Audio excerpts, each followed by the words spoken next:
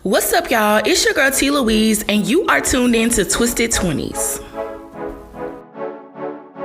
Today's podcast is sponsored by my company, The Major Comeback. We specialize in apparel dedicated to giving yourself a major comeback in every aspect of your life. And you can check out some of our merch at themajorcomeback.com.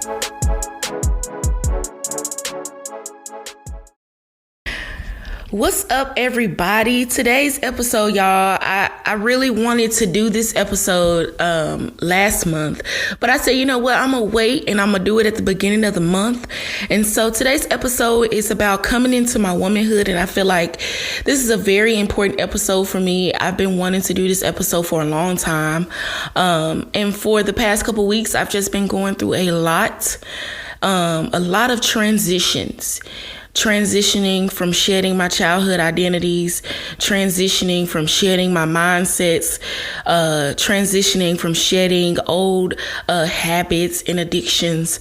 And so I feel like that's all a part of coming into my womanhood. So I appreciate everyone who has been following me along on my journey, on this Twisted 20s journey. And I love each and every single one of you. And so let's go ahead and get into today's episode.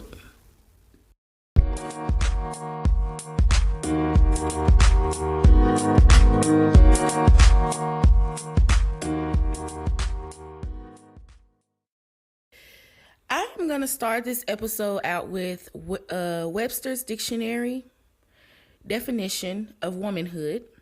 And the definition is the state of being a woman, the distinguishing character or qualities of a woman or of womankind. Now, that doesn't necessarily describe womanhood. It doesn't describe womanhood at all, to be honest. My personal definition of womanhood is the shedding of old childhood identities, learning who I am, and dealing with my own trauma and issues. And not just dealing with them, but actually acknowledging them. And definitely finding my inner boss, because that's something that I need to find. And shedding old mindsets.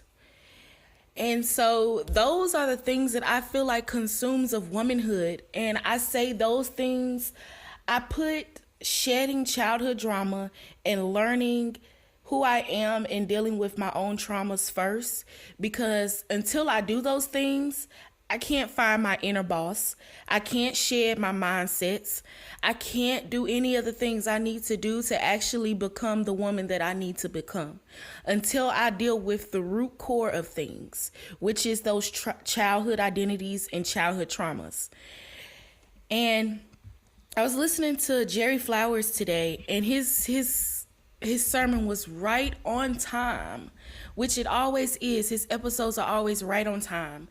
And so his episode was about returning. It was like returning to your childhood. And he was like, ask yourself, do you remember what it was like to be a child before everything happened? Before the molestation, before mom and dad got divorced, before the emotional abuse, the physical and verbal abuse. Before mom became an alcoholic, before dad became abusive, do you remember what it was like to be a child before all of that? And I said, man, like, I really do remember what it was like before. For me, I'll say, I remember what it was like before my dad really stopped being in the picture. Not even just him being in the picture, but before my mom had to do so much. She had to work so much. Before I felt like I wasn't getting enough attention. Before my insecurities came in for being a big girl. Before I started becoming a liar and a thief. And so I remember when the fun times I used to have with my mom. I remember what it was like to actually go outside and play with the kids. And Me and my mom used to do this thing. I would hide under the covers on the bed, and she would come in the room and be like, "Oh, where's Twinkie?" And she would lay on me, and I would just be giggling. And I remember that innocence that I had in my laugh. I could actually hear it in my head. That's how crazy it was. And so when I thought about all of that, I thought about what my childhood was really like, how I felt about myself. And I used to get bullied every day at school. I used to get talked about for being a fat girl. And I wasn't even fat back then. I was just a chunky little girl. I was chunky. I wasn't even fat. I wouldn't say I got fat until middle school. Because all my life, from kids, from my grandmother, from looking around, everybody in my family, I was a big girl. And the more that I allowed people to call me the fat girl and bully me for being the fat girl, I literally became the fat girl. And I still struggle every day with that mentality of being the fat girl. Every single day. Because of that identity of the fat girl, it holds me back from actually moving, having the courage, having the motivation to get up and actually lose weight again. Because of that identity that I picked up, that insecure girl. Because my dad wasn't in my life, I became insecure. Because I didn't have that man in my life to actually show me the love that I needed. So I was looking for love in everybody else. So just from his sermon, I was able to actually find these things out. But not only that, it added more fuel to the fire for my podcast episode. And I encourage each and every person listening to this podcast, go back. Try to remember what it was like to be a child before everything happened. Remember the smile on your face. Remember what it was like to wear the mixed match clothes and not give a care in the world. To be careless, to be fearless. To not worry about who's your friend, what they look like.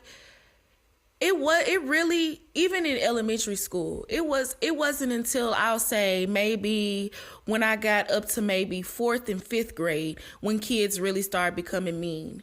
Because anything lower than that, I really didn't get talked about. I don't ever remember getting talked about at that age. But I do remember in 4th or 5th grade, I do remember getting bullied. And that's when I started getting bullied. It got worse in middle school. And once high school, it got better. High school, it really did. High school got better because I didn't go to a big high school. I went to a small high school, and the first high school I went to was a predominantly white school anyway. So none of the white kids were talking about my weight. Quite honestly, and I hate to, and I'm not gonna say I hate to say this, but some of my best years of schooling was when I went to a predominantly white school. The white kids, they didn't talk about me. They didn't call me names. They didn't call me fat girl. They didn't bully me. They accepted me for who I was. And I felt free again at that time. And then when I didn't have any drama, I had friends, people. Now, don't get me wrong. It was a few young ladies at the school that didn't like me, but that was because they had their own personal issues. You know, I mean, I can't help it that I'm just me. Okay. I'm just a cool person. I can't help that I'm just cool. I'm just cool like that. I try to get along with everybody. I don't really have problems with anybody. So, I can't help that. I did have a few issues, but it wasn't any issues where I was getting bullied and talked down about because of what I look like. And I went to, if anybody's listening to this podcast and you're from Nashville, you know, I went in middle school, I went to East Literature High School and out on Gallatin Road in Nashville. And I went there in middle school. In middle school, I would get bullied. I got talked about. I remember I remember one thing that always stands out with me, and I think I told Babe this. In elementary school, I went to Carter Lawrence. I remember one summer, me and my mom and my family, we went to, I think, Myrtle Beach for vacation. And my favorite color was pink at the time, and it still is. And I wanted the shirt that said, "I'm a big sister," because that was the only shirt that was in pink. I'm not a big sister. I'm actually the youngest on my dad's side. I don't have any other siblings on my mom's side, but on my dad's side, I'm the youngest. And so I'm not a big sister, but I wanted that big sister shirt because it was pink. And so we got back. It's time for school. I'm so excited. I'm like, yeah, I'm finna wear my new shirt. It's pink. It's cute. It's me. Yada, yada. I will never forget walking into that classroom, sitting down, and kids telling me, yeah, you're the big sister, all right, and laughing and talking about me and calling me a big girl. I never wore that shirt again. I can't tell you where that shirt went. But I can tell you that exact, whatever those kids said to me, I will always remember, and I will never forget that. And I think that that's where my childhood identity developed, because I was so excited to wear something new that I had, that my mom had got me. And I go to school and I get talked about. I get bullied.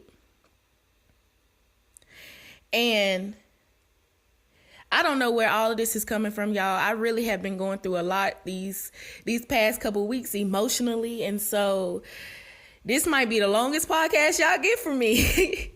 I feel like this needs to be a very deep and connecting episode.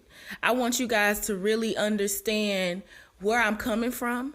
I like to be very raw and real with you guys about my issues. You guys know some of my, I tell y'all how it is. I don't hold nothing back. I do not lie to you guys. I have told y'all my business, like for real. And so a little bit, I remember after that, my grades started to change. I was looking back at some things that my mom had. My mom she had this little photo album from first grade to 12th grade. And so I was looking back at some of my old report cards, and I used to do so good in school.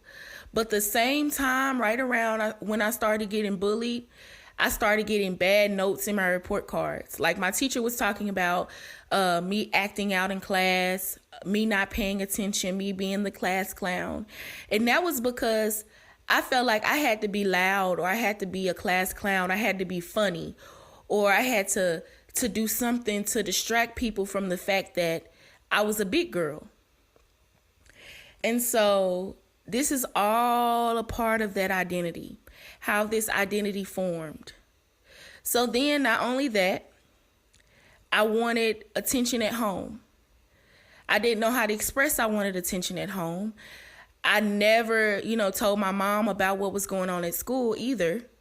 So now I'm going through the things that I'm going through with that. I'm being bullied, and my mom's working a lot. So now I start acting out for attention. Another childhood identity I developed was I became a thief and a liar. And I'm not going to go into a lot of details about the things that I did. But a lot of those, that's a lot of the shame and guilt that comes in. That's where a lot of my shame and guilt comes from, is from that identity per se, is that thief and that liar identity. And I learned something new about a family member a couple weeks ago. And she also has been dealing with the same identity, but she's older than me. And she's been dealing with this identity for a long time, I'm sure. And so I thought about that and I was like, that's another generational curse. Because even though the things that I was doing was small and she's doing hers on a much higher level, it's still something that is going on between generations. And that's another generational curse. And when I learned about that, I was like it really hurt my feelings to know that this particular person was doing that. And when I learned about that, it brought back all that shame and guilt that I felt when I was doing the things that I was doing when I was a child. And y'all, I could really go on and on about childhood identities, but those are two of my childhood identities that I am really trying really hard to shed. And it is a battle every day. And it doesn't necessarily have to be identities that you have to shed from childhood. It could be something that happened to you when you were 15, 16, 21, 18, something that happened that changed you forever, you feel like. Something that you truly need to heal from. And I'm just saying that my situation started in childhood. And so now that I am working on learning how to shed those, I'm actually finding out who I truly am.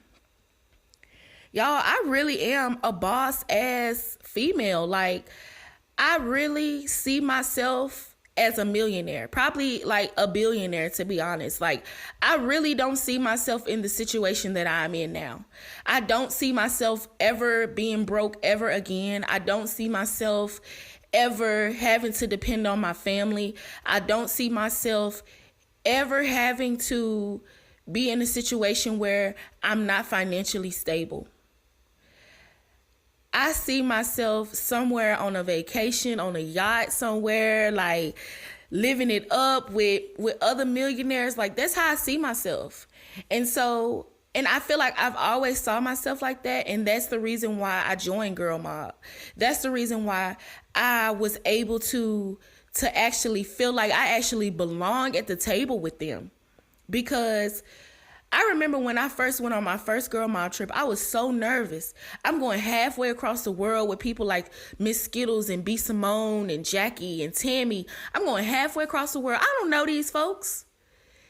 And it wasn't until actually when we went to Thailand that I realized that I was actually in the room with millionaires. I didn't even know that these women were millionaires.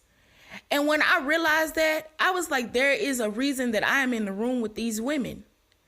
And so I just personally have to find that inner boss. I really do. And I feel like what's holding my inner boss back is all of those identities and traumas and hurt and pain that I have to deal with first. And no one said it's going to be easy. It's not going to be an overnight thing either. But I know that the more I work on it, the more my true self can come through. I'm trying to remember what Jerry compared. It was something about, I'll say, oh, yes, okay. He says, think of it like this. He said something about if you have holes. So my childhood trauma, my issues, my childhood identities, those are all holes that I have in my cup. Now God is trying to bless me. He's trying to pull my inner self out. But all of these holes that I have, I keep leaking. I keep losing a little bit of myself because I won't allow myself to actually deal with these issues. So I can't pour new stuff in if I have these holes in my cup. You can't pour water in a cup that has holes in it. Same thing with your life. Same thing with your issues and your trauma. Those are holes that are in your soul, that are in your heart. and you can't become who you truly need to be. God can't pour into your life if you have those holes. And I always say this, y'all, I'm not just talking to y'all, I'm talking to me too. Because this is something that I need to hear as well.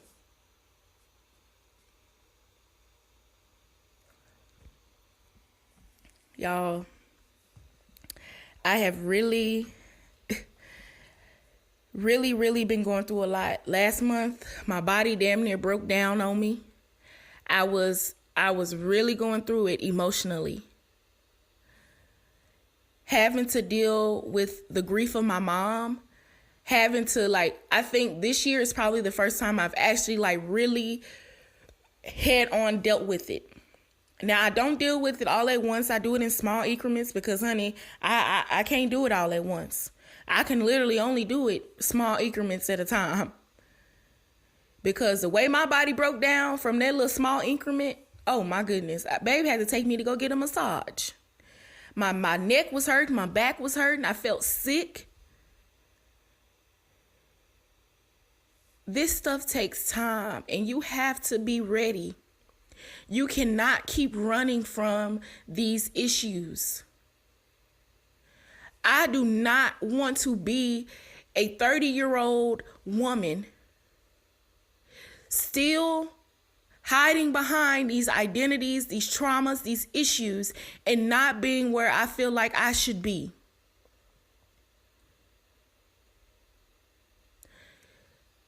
People tell me all the time, you have your whole life ahead of you. And that is true.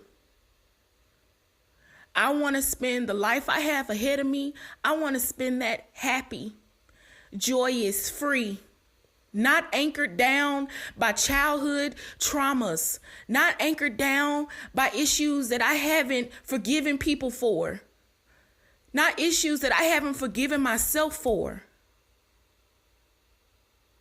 I want to be free. So I really feel like in this next year that's coming, I'm going to really work on myself. I'm going to work on becoming a better me. I'm going to work on my physical. This is all a part of me coming into my womanhood. It's time.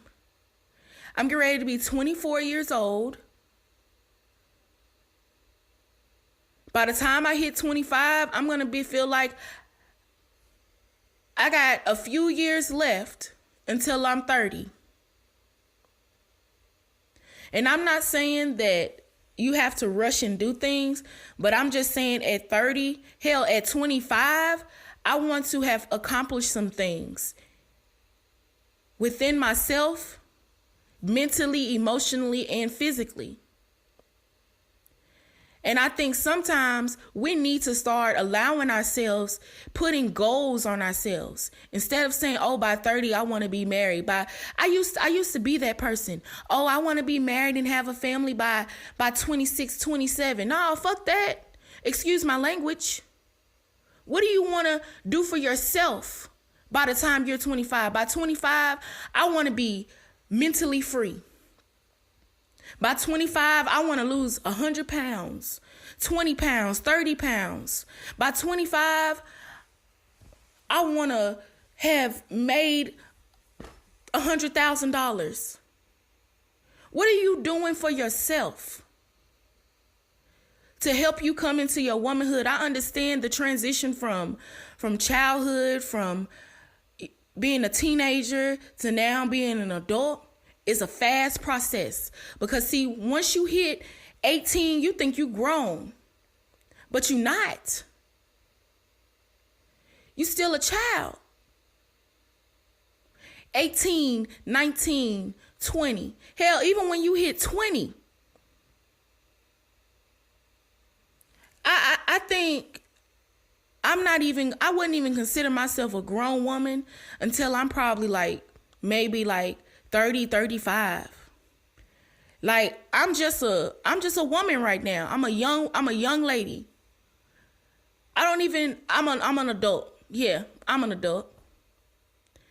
But I'm not a grown woman yet. Because a grown woman has handled all the things that I just listed. That's what a grown woman is. And I think a lot of us don't have an example of a grown woman. But you know what? That's how I will remember my mama before she left this earth. As a grown woman. A woman that went back and handled her childhood traumas. A woman who taught me how to actually become a woman. A grown woman. Who didn't only tell me but showed me. And for that, I will always be grateful for that. So I think that's all I'm going to say today because I'm finna cry. I love each and every one of my listeners. And I want this for myself. But you guys deserve it too. I really and truly believe that this isn't the lives that we are living is because of us. We can't blame nobody else. Because every day we get up and we choose to make the decisions that we make. Every day we choose to allow those negative thoughts to hold us back. Jerry said it in his sermon today. He said that the devil, when he gets into your mind, he said, maybe you're not just having, maybe you don't have negative energy around you. Maybe you're just entertaining negative thoughts. Every day when we allow those negative thoughts to control us, we really deserve to have a better life. Sometimes, you guys, I literally feel so heavy.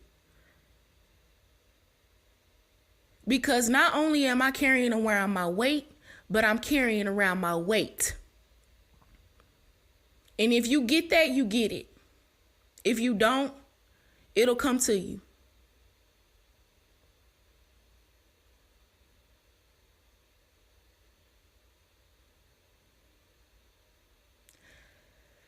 I'm going to leave this podcast like that. I want y'all to really think about what Jerry said. What was it like to be a child before everything happened? I love y'all. Peace, love, and blessings. T. Louise.